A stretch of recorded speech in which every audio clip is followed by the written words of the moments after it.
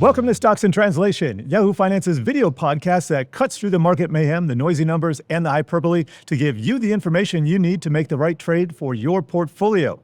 I'm Jared Blikre, your host, and back with me is Yahoo Finance's Allie Canal, who's in for the voice of the people. And our guest today is one of the OG experts on seasonality. So we're going to be talking a lot about market cycles today. These are the patterns that repeat over time. And that is our phrase of the day, market cycles. What goes around comes around. If you can read the market tea leaves, how to use repeating patterns to pad your portfolio.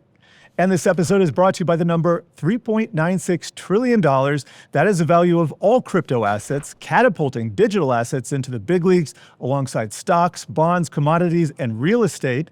And without further delay, let's welcome back our guest, our next guest for the next 20 minutes, Jeff Hirsch. He is the editor of the Stock Traders Almanac, publisher of the Almanac Investor Newsletter, and the WealthWise podcast. You can catch his work at stocktradersalmanac.com. And Jeff has spent a lifetime turning seasonal quirks into trading edges. He computerized his dad's hand-drawn spreadsheets and coined catchphrases of his own. And it is great to have you back here. So, Jeff, great to be here. Thanks for the intro. You Appreciate bet. That. A lot has gone on this year, but let's start off where we are in the year. We're kind of closing out July here. What can we expect for the next few months if history repeats? And that's a big if here. Well, it's always a big if, but it has repeated quite a bit over the years. It's at least rhymed. As everyone knows, likely from the Almanac, August, September, the worst 2 months of the year. We've had quite a run from April through July. We're looking at adding some more on here.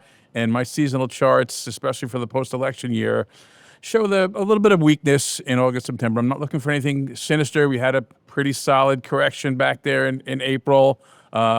Things didn't get as bad as everyone feared. And fourth quarter looks pretty strong. We're probably going to end up close to 20% again. That's a big claim, 20%, because we had that each of the last 2 years, and a lot of people said we're not going to see that again. I didn't think we were going to get it. That was the sort of lower probability, best case scenario that we put out in our forecast in December of 24. We had sort of waffled back a little bit when things were looking sketchy, where we might get a kind of a flatter year, but the charts are telling us otherwise. There's a lot of bullishness out there. I'm just worried that we've got too much bullishness out there and it's starting to wane a little bit. Right, and that was my question, because what if we start to see the tariff impact trickle through into some of that hard data, which we haven't seen to the extent that economists have warned, but if CPI comes in really high in October, November, what does that say about where we could end up the year?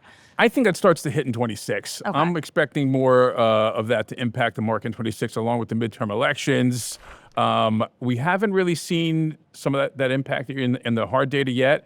But one thing with inflation, it raises stock prices too. Stocks are asset prices, so you have all prices. That's a good point. So it's lifting stocks somewhat, and we haven't seen it really come through. I mean, we have some inflation projection charts that we look at. Yeah, there's some monthly tweaks here and there, but for the most part, it's pretty close to the targets that the Fed has. I mean, the whole Fed interest rate thing's another discussion, but if it starts to come in, maybe we'll get that October bottom like we often get that we've had many years. So that might impact the September, August, September period as well. That is a perfect segue into our phrase of the day, which is market cycles. And these are recurring waves of asset gains and pullbacks that move through four main stages: growth, peak, decline, recovery. And we see this play out. And I'm talking about market cycles here, which is related to seasonality. Seasonality, we think more in terms of the calendar. But tie it all together for us, because your work is based in large part upon these market cycles. And how did you come about them? How did your father, Yale Hirsch, who founded the Stock Traders Almanac, come about these? Well, I mean, he worked at a place called Indicator Digest back in the 60s, and they compiled all the indicators. And his whole epiphany was to when he went out and started the Almanac, was to take all the market cycles, patterns, recurring trends, and put them into the Almanac in a calendar format so he could follow the market schedule along with his own. It was kind of his personal workbook. One of the main cycles we look at is the four-year cycle that I alluded to a few times here, the four-year presidential election cycle, which, you have different seasonal patterns within the different election year, and, having the only real major, nation in the world have the election of its leader every 4 years on the same exact day creates a pattern. You've got the first 2 years usually being a little difficult, though the post-election years have been better recently. But we have seen this midterm year be quite troubled. And that would be 2026. 2026, which is what I'm concerned about. I've heard some other old school cycle people talking about 26 as well. our old friend Larry Williams, Sure. who I had on my podcast originally, my open, inaugural episode, who's known me since I was little, but he discovered them just by observing it. And one of the things with the calendar effect that we see is that each month is different. So we're coming into August. We just put out our August Outlook, August Almanac, on the newsletter. And the first 8 or 9 days of August tend to be weak, whereas generally the beginnings of months are a little bit stronger. But, I saw one of your producers on the way in. She's going away. I'm going away. You see this sort of vacation season impact the market. People go out to the Hamptons, as the saying goes. So you got to watch out for each month being a little bit different based upon the quarterly patterns of institutions that impact, September and March and June and December. So there's quite a few things going on out there. You brought up indicators, and I know we don't have a perfect indicator, and it's very evident when we look even at sentiment and survey data, even our indicator for recessions, 2 negative quarters of GDP, that all hasn't always worked out that way. So what do you look at when you assess all the various indicators out there that maybe serve as that warning sign to you that things are starting to turn a little bit? Tops are a lot harder to call than bottoms. Bottoms are a reactive period. That sentiment indicator stuff that you were mentioning works very well at bottoms. Bullish indications can stay bullish for a long time. When you see that capitulation like we did in April, it was pretty clear. We look at new highs, new lows, advanced declines. We combine fundamentals, technicals with our seasonal work, monetary policy, and sentiment. I look at investors' intelligence, bullish and bearish present advisors, which has been great again at bottoms. At tops, it's very hard to call tops. We use a MACD indicator for our seasonal work, and we use a longer MACD, a longer period, the 12, 26, 9 that everyone Yeah, moving average, convergence, divergence. We're going to show a little definition above somebody's shoulder here, but yeah. But when we look for the buy in like October, we use the 817.9. It's a shorter, faster MACD because bottoms are an event, tops are a process. So, there's a bit of an art to it. And you have to rely on different things as the market evolves. But, combination of seasonals, fundamentals, technicals really helps. Yeah, I like that you're calling it an art, and it requires you being adaptive as well. So what are some of the tools that you've developed in recent years that you didn't have maybe earlier on, or just things that you have observed to have changed over the last few years? Well, I mean, the monthly patterns have changed quite a bit. It used to be the last day of the month and the first 4 of the new month that where all the market's gains were made. Now we see it spread out throughout the month. We see the mid-month sort of strength from the injection of capital from 401ks and IRAs and that sort of thing. Everyone just sort of the payroll deductions going right into the market. Seasonality has shifted a little bit. We've added NASDAQ's best 8 months, which goes from November to June. We just had our sell signal a week or so ago for the NASDAQ best 8 months with our MACD crossover. So, you've got to look at technology, and it seems to be impacting the market, and it's not quite as perfect as it used to be, where we just had this run from November to April, and then the market went sort of sideways May to October. So things shift a little bit. Do you think we're in a healthy bull market right now? We've been talking a lot this week about meme stocks, coal. It's been called skinny. In other words, yeah, it's a little bit skinny though. I haven't seen the breadth necessarily there. Yeah, the meme stock stuff has us concerned. As we're seeing that wall of worry get smaller. All of the stuff that we were concerned about with the tariffs and the international trade deal, and even the geopolitical, turmoil stuff has sort of dissipated somewhat. So what wall of worry is the market still climbing? And you mentioned that you were talking about the sentiment getting a little bit too bullish. So does that tie into what we're seeing in the meme stocks right now? Is that kind of part of it? Most definitely. I think it's very much part of it. Crypto also, but we're our charts, our seasonal work, especially here in the post-election year, shows that that summer peak tends to go towards the end of July, and we're coming into August. And here we are. We've got a bunch of trade deals that just came out, or at least a big one with Japan today. That's great, for the world.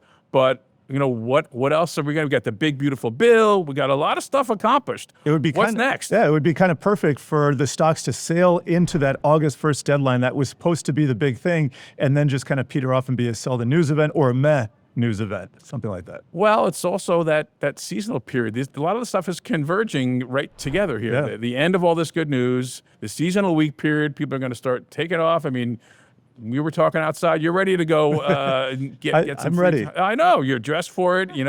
I'm going away. It's going to happen. And then what happens in September is it's the third quarter. You get people coming back to school, back to work. They start window dressing their portfolios, selling losers, trying to gear up their accounts, their positions for the end of the year, that fourth quarter rally. So we've seen a lot of this end of September into early October volatility and churning of portfolios, and it's pretty much what the institutions are doing. And you were just talking about how the meme trade that's concerned you a little bit recently.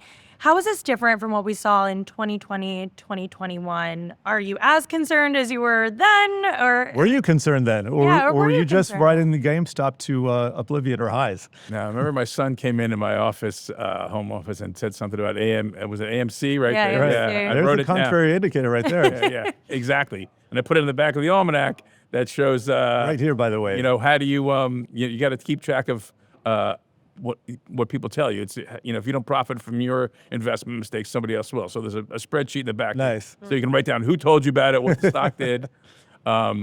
So we were just talking about that today, my partner and I, and it's very similar to 21. The only difference is that was kind of like peaked around November. Everybody was wearing masks too. I mean, it was a different vibe on the street. Different time. For sure. Yeah, there was what was it, the Omicron or Omega? What was that? There was that strain. Omicron? that's right. Yeah, that came out around That December. was the I one I think. caught in December, I think, of 2021. Oh, I got it in May, but All right, anyway, we're going up. Yeah, we got to hold that thought right there because we need to take a short break. Coming up, we're going to be talking about the future of tech and crypto and a Scrum meets Birdie runway showdown. Stay tuned.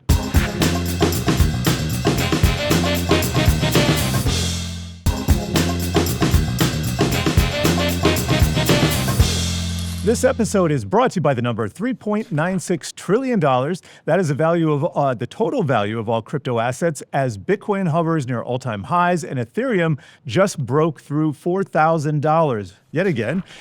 So Jeff, you're not all seasonality here. I know you have a lot of interest in big tech, AI, some new trends there, biotech, quantum computing. Let's talk about that for a few minutes.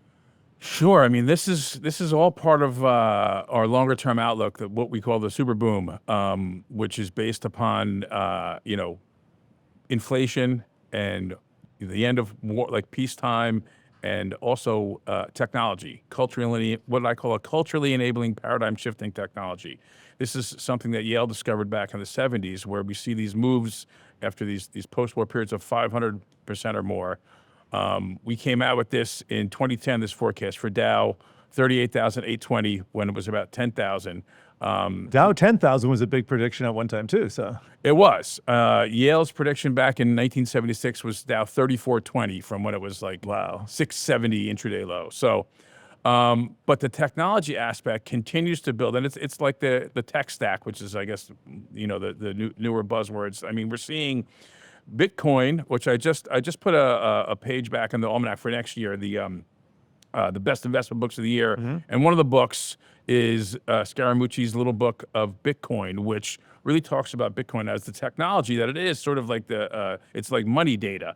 And it's a fun short read, but it's really about the technology and how it's a game changer. And we're seeing AI and Bitcoin. Quantum computing hasn't even really been felt yet. It was in one of my lists of technologies in the update for the super boom. So I would love to find out more about quantum computing. I saw a couple of videos about it, but it's still kind of elusive. It concerns me because if it does what it's supposed to do, there's going to be a moment where all basically codes that we use for banking, for everything, for personalization, keep our personal data keep our personal data secure, all of that disappears in one fell swoop just because they're so much more powerful than regular computers and they can crack all the codes instantaneously. That's the moment I'm waiting for. But it hasn't happened I have yet. to change my passwords again? It's going to be more like you can't change your password to something that will work unless you're employing some quantum computer scheme. Obviously, I'm not steeped in the technology, but that's just my understanding. That's interesting. With AI, if one of the things I found there is that it's the whole garbage in, garbage out discussion there. It's great. I use it. I'm starting to use it more. I really plan on doing a lot with it with our Almanac seasonal stuff. But I've found a lot of errors there. Oh yeah. Like like I was asking it about the stagflation question, just because somebody had mentioned it. It's like, what's really going on there? And they threw out erroneous GDP data. Like, I know what GDP is. I It's revised, but not that much. No, it wasn't. It was just old. Yeah. And I kept It questioning. still says former President Trump, by the way, if you ask it. It Exactly. still So- doesn't register he's president again. While there's technology, is great, and it's definitely driving this boom. I think there's some other, parts of it that are working, but it's still early. I think about a year or so ago, I was equating it to about the Windows 95 moment, which was like 92, 93 when that came What a out. terrible operating system that was. But it was the beginning of that Yes. that period. I The mean, beginning of the Windows, like the GUI experience for PCs. I guess. And that's when I took, you were saying how I converted all Dad's spreadsheets. Mm-hmm. First, I did Excel for DOS, like in 92 or whatever. That's hardcore, my friend. I'm not hardcore. I have somebody else who has that now. But I think we're still in those early stages, like in the early mid 90s period for AI. So how quickly could we see this super boom then? Is it We're going- in it. And how long does it last? Yeah. Critically, how long does it It last? can last a lot longer. It's not necessarily a time thing. Usually events end it. So it's not necessarily a certain time frame. It's until something changes. Like things that change these booms, like in 82.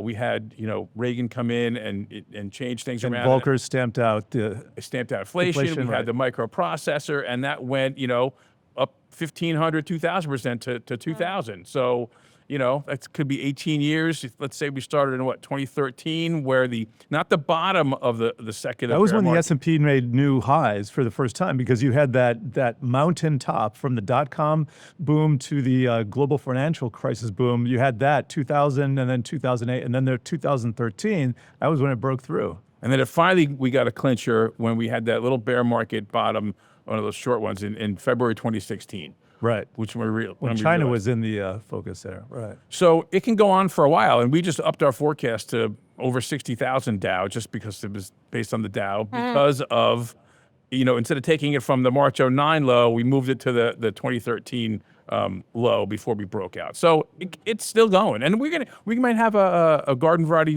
cyclical bear market next year, which I think is probably more likely than not, or at least 50-50 at this point, maybe a little recession. But that doesn't stop the whole secular bull and the super boom. Right. Yeah. I guess that was my question. What stops the super boom? What comes after it? And could you just have a new iteration of the super boom depending on what we see? We've had several of them. I mean, after World War I, we had the Roaring '20s. That whole thing.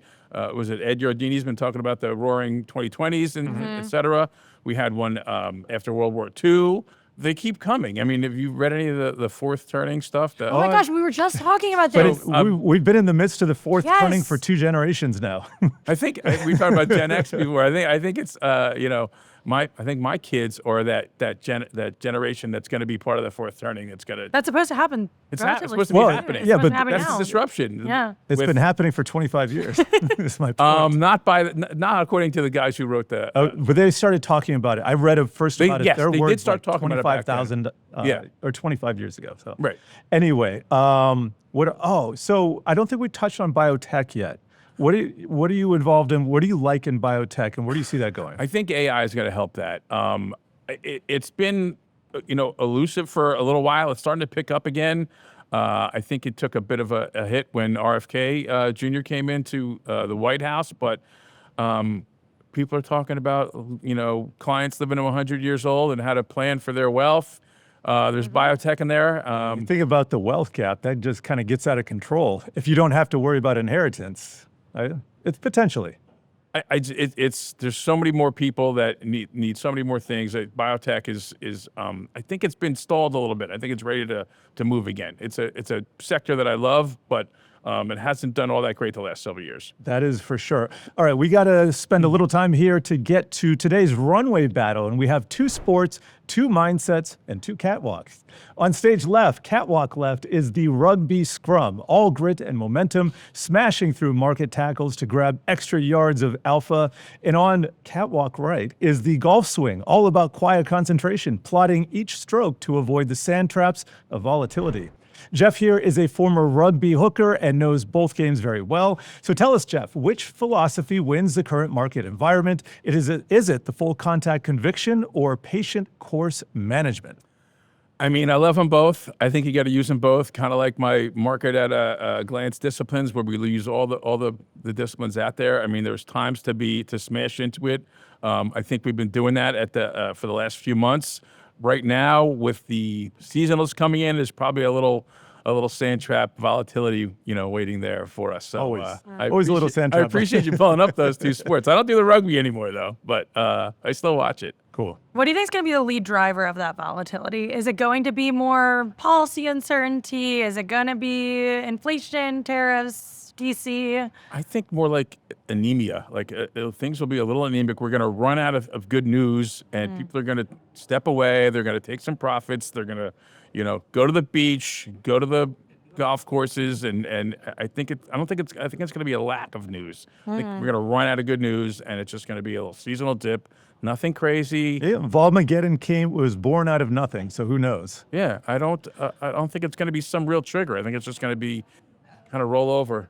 And then I would kind of like that because it's been nonstop over here since the beginning of the year. News. It just feels like we've been inundated with so many things. I'm sure as an investor, it's a little confusing too, just wading through all the puts and stops. And you got it. Well, sometimes you just got to turn the news off. Not Yahoo Finance. Got to put the course not phone us. down. You got to take your timeouts. You got to, go spend some time with the family and friends and keep the screens off for a while. All right, we're going to leave it right there. Keep the screen on for a little bit, though. We have officially wound things down. And just a brief recap, I really enjoyed this conversation because we got to talk about not only the seasonal patterns, but how they change over time. And that's a very important thing. You got to stay up to date. You got to be able to use new tools, and you have to be able to take in new information and adjust your old opinions, because that's what it takes to survive this trading game. Nothing fixed in it.